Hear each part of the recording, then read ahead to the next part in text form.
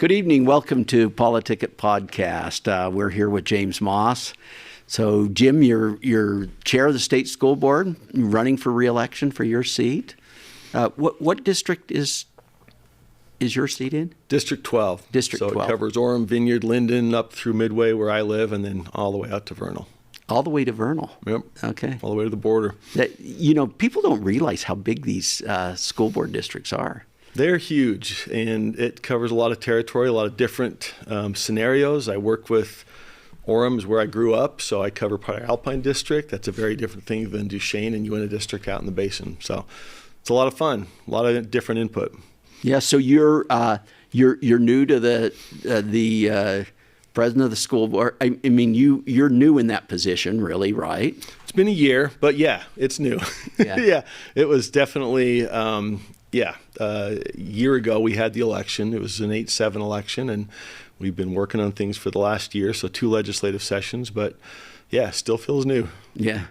Well, it's been nice, being education chair, it's been nice working with you, and I think we've built a pretty good rapport in terms of what's happening. I see a lot of positive things at the state school board. I appreciate that, Senator, and it's great to be here, and you've been very supportive of working with us to kind of collaborate on the direction that our constituents, our mutual constituents, want to go. So greatly appreciate that. Yeah. It's been fun as we look at funding and policy to know we have partners up on the Hill to work with. So what do you see, what are things that you can think about that you've done as chair the last few years that you believe has moved us in a good direction? So one of the main concerns that was present when I first started as chair 2023 session was parent rights and neutrality in the classroom. There were a lot of concerns that parents would have an issue with the way a teacher might be taking a discussion. It might go into issues that should be left to the parents, things on sexual orientation, gender identity, partisan advocacy, that kind of thing. There were concerns that complaints that were put in, they wouldn't know what happened to them. And I think we've got a ton of great teachers in Utah, but occasionally somebody goes into territory that ought to be left to the parents. It ought to be neutral.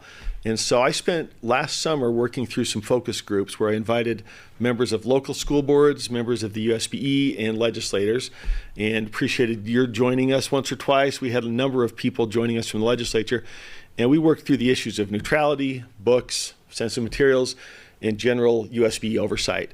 And those discussions were great. They yielded a couple of new rules. We had one of those where I'd written the language for this one that said on the issue of going into parent territory that a teacher cannot invite, suggest, or encourage a student to reconsider or change their sexual orientation or gender identity. And actually got broad support for that. People felt like that's the right line to draw that says teachers can be respectful of whoever the student is, but we're not in the business of walking through a change or reconsideration. So that was input in our board rule in November. There was a similar bill in the legislature. I don't think people realize that is a board rule now. That's correct. And there was a bill that went through the legislature that had similar language that didn't quite pass.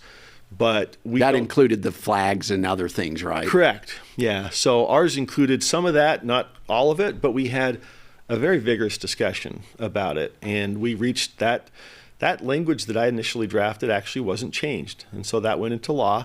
And we also put into that same rule a provision that if a parent complains about teacher conduct that crosses those standards of teacher misconduct, that the school has to report it to our licensing division. And we'll sit on it. We're not going to jump on it, but we want to know what's going on in the classroom that parents are worried about. And then once the school tells us what they did, at least that elevates it to a common place. Right? Correct, right. And if we feel that it needs a look because it's serious or repeated conduct, then we can take a look at it for licensing. So that gives parents some reassurance that they're going to hear it, they're going to find out what happened. And I've been grateful also in talking to the PTA. They're going to help let their people know that this is an option. So we want to work constructively between parents and schools. I got funding to hire the first parent engagement specialist at USBE, top line person, top of the org chart, because parent engagement, not just parents' rights, but parent engagement, I think, is critical. And they're helping us analyze the hotline complaints that are coming in, reach out to schools, talk about how to resolve these concerns, and then help us look at the policy landscape and say, hey, what can we do to improve this collaboration between parents and their schools? Because there's a lot of stress among teachers who feel like one of the main things that makes their job tougher is they might not have the trust of parents. And sometimes that comes because parents aren't being listened to. So we're working to improve that in a lot of different ways. You know, I ran a bill this year on this parent liaison, and it actually grew out of a program that was up there in Wasatch County. That's right. At the junior high up there. Yeah. That I thought was really, you know, when you get parents engaged and you have a way of coordinating that, a lot of great things can happen without a lot of extra expense. It's a great point. We fund a lot of things, but that relationship, if you have the teacher, the student, and the parent working together. So I was at Wasatch on the community council for the high school, and we funded a parent liaison for the LAA, our Latinos in Action community. And during COVID, they did some amazing things to reach out to those parents and make sure they were engaged. And so we're learning from that. Now that we have a state level parent engagement specialist, they're learning from those people at the districts like Wasatch that have found ways to engage and empower parents so that they have, I've talked about this, I sort of talk about, you know, there are opt-outs, and I've supported options for parents to say, I'd rather go to a charter school. I supported the Fits All Scholarship, but I think opt-ins are even more important. If we can make sure there are opportunities for parents to constructively engage, whether it's a community council or working with his local liaison, that's magic, and it's free often, or at least very cheap. Well, that's the case at the junior high up there, where they were having problems with some Hispanic kids in the hallways and not doing what they were supposed to. I tell you, once you got all these moms coming in to help with that, it pretty much ends the problem quickly. That's right. My kids need that too. They need somebody calling the mom and saying, hey, we got an issue. How do we work through it together? Yeah. Right? And when you got a language barrier on top of it. So, yeah, they were a great example. Yeah. Yeah. I like those movements. I don't think people realize what's gone on at the state school board. I mean, a number of years ago, we passed a rule that said that they would be partisan elections statewide. And, with you coming in as chair, that was the first time where we had a clear conservative majority on the state school board. And you've kind of led that group, pretty slim majority, which means that you do, you always want to work across the aisle, right? But I think you've done a good job of, kind of navigating that. I appreciate that. I mean, we've got a variety of perspectives. The votes change from issue to issue. But yes, I think there was an election that had some, different ideas being compared and contrasted. And we've tried to do some things that we felt maybe weren't receiving enough attention, including working with, the legislature on some of these issues like neutrality. So it's been a fun experience. It's a challenge, but we've got a lot of good people, and we need to have those discussions in a way that says, you know what, maybe there's an unmet need here. Maybe parents do need more of this. Maybe we do need an option for students. I had one that came up again in Wasatch, frankly, we had a Common Core debate about 10 years ago when I first ran for this position. And there have been concerns about the math sequence and whether it works best for all kids going on to college, whether it preps them for the ACT. And Wasatch came to me, again, my own county. I sorry to dwell on them, but I happen to like them, and they keep coming up as a good example. So they wanted to opt out of that Math 3 in the Common Core sequence, and they felt like it would be better for their kids on the ACT and prep for college if they could go to intermediate and college algebra that year. And then they could have concurrent enrollment, work with UVU, and then come back in their senior year, 1030 or 1050. And so we got that approved as a single exemption. And so that's been in effect. And this last year, they've been doing that, and they're having good success. We'll see what the ACT scores look like. But, as we are currently reviewing our math standards, that's another thing our board's been working on. My background is social studies, so I've got a poli-sci degree, an education degree, and a law degree, and I was involved in the social studies, and several other members were as well. Felt like we needed a little bit more detail and rigor to some of those. Need to emphasize constitutional things early on. Vice Chair Earl was working on that part. So those are some things we've tried to do to kind of shift that. But the math standards come up now, and right at that time, Wasatch is kind of giving us an example of, well, let's take a look at this alternative. Of what we may do, right? Yeah. Let's instead of we had a debate 10 years ago, the question now is, was it better now or better then? we're going to look at that. Other people are looking at it. And so we have to keep options. I think not only options to leave the system, but options within the system. That I think is important, that we actually free that up and say, okay, if we're going to have charters or scholarships over here, what are we doing inside to make it flexible and responsive? Right. Well, we're going to take a break, Okay. and then we'll come right back. My name's John Johnson, and I'm running to be your next state senator. As a father and an educator, I understand the importance of properly funding our schools and providing a better future for our children. Our teachers have one of the toughest and most important jobs. We need to pay them better and not further complicate their job by adding more bureaucracy and government standards. We need to focus our education dollars on classroom results that prepare our students for their next step. During COVID-19, we've seen many innovative changes. I know we can creatively improve the learning environment for our children. I am committed to listening to our teachers, parents, school board members, and all other stakeholders to find solutions. It's not about who comes up with a good idea. It's about how we work together to get it done. Vote for me, and let's get to work.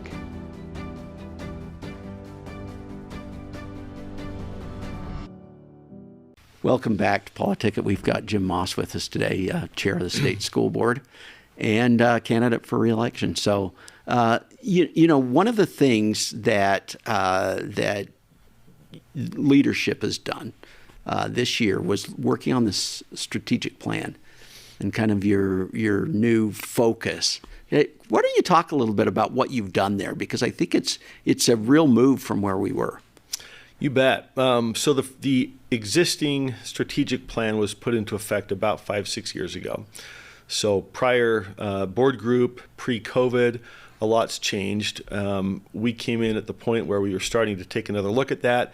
We were also trying to align with the legislature. So the legislature had a number of code sections that talked about what the mission should be for public education. Things like adherence to the constitutional republic and support, help preparing kids for post-secondary opportunities and choices, strong moral values, that kind of thing.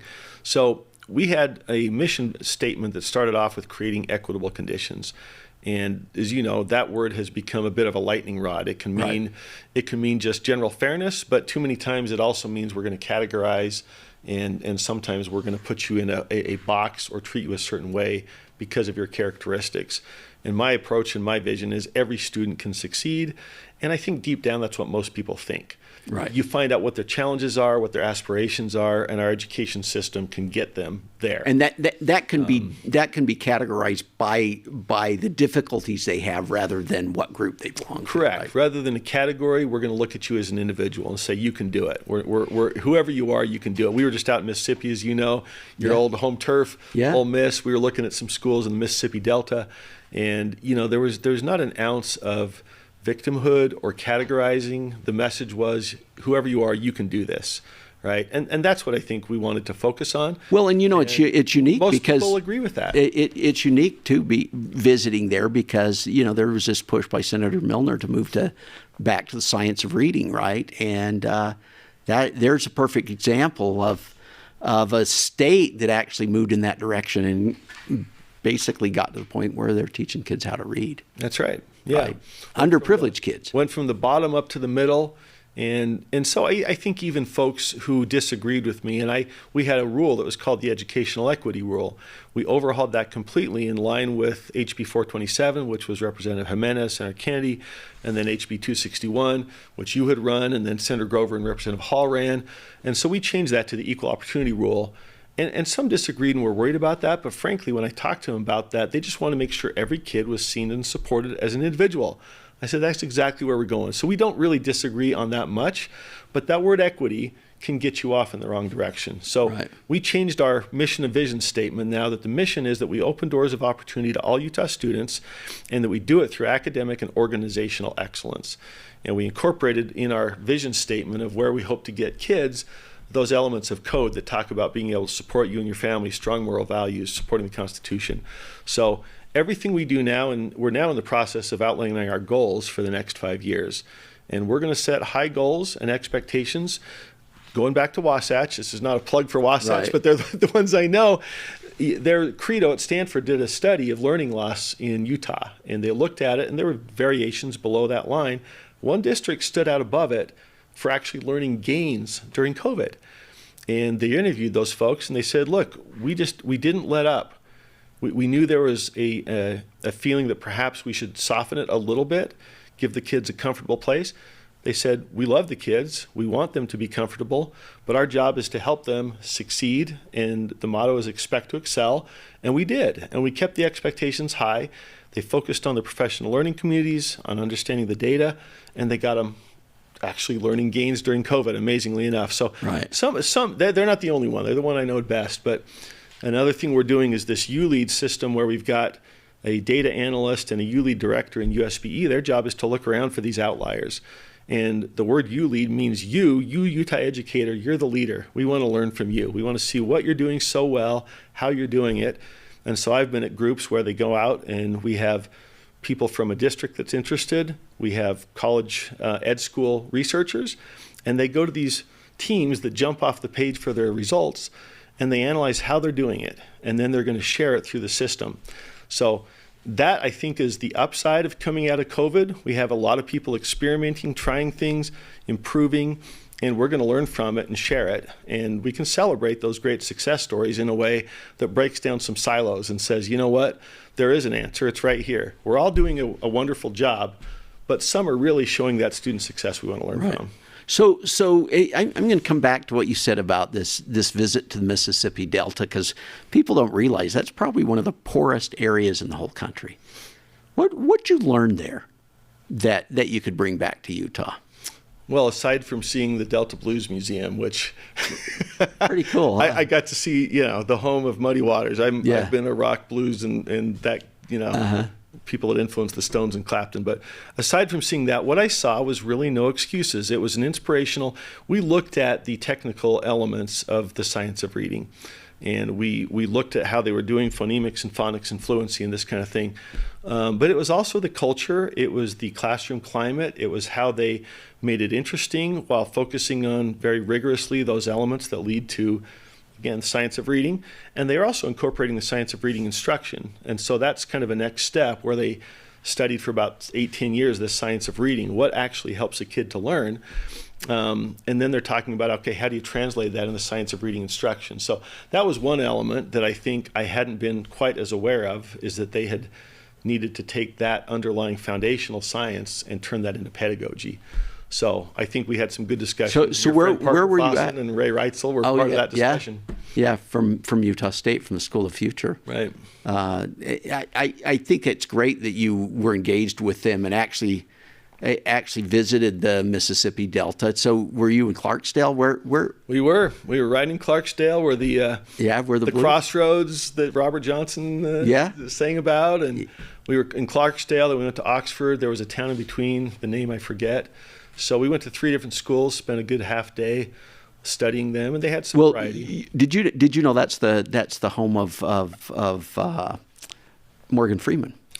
I heard that because he's done a lot of great things for the schools down there. I didn't know that till I got there. We went to the James Meredith statue when he went into the Ole Miss Law School and integrated it. Right. And somebody gave us the follow-up that he's still around, still a big supporter, and James Meredith goes to basketball games with Morgan Freeman. So right. that was pretty cool. Yeah, it's kind of cool actually. There's Absolutely. a lot of good history there, and there's a place where you can really explore the idea of how to overcome racism, and there was a lot of transformation that took place at Ole Miss when I was there. I studied a bit of the history, but you read it growing up, and then you get to see it, and you get to see the modern version. I mean, it's still poor. You're still looking at kids that have excuses, but they don't take them. I mean, the What'd you say was that motto? The motto that you said, no excuses? Is that what? Well, I guess so. Yeah, just a no excuses model. I mean, they had on the wall, a mirror. It says, "Meet the person responsible for your grade." And then you see the mirror, and another sign was, "Bury your excuses." And it was basically, you can do anything. You're from the Mississippi Delta, but you can go anywhere, right? Yeah. And so, nice positive message. Kids seem to be responding. Absolutely, yeah. And there were differences that we studied in terms of the type of engagement, but most definitely we saw the science of reading at work, and you've seen the results where they're growing. So, Utah is higher up. We've done some great you've things. got to go further. Yeah, we've done some great things. Our NAEP scores in the 8th grade reading and math were near the top of the country. On the other hand, some of our scores on meeting the ACT benchmarks, we could improve. Our proficiency scores from 47% average down to some of our English learners are down in the 20s. And so we've got a great foundation. We've got great support in the legislature. We got great parents, great students, great teachers.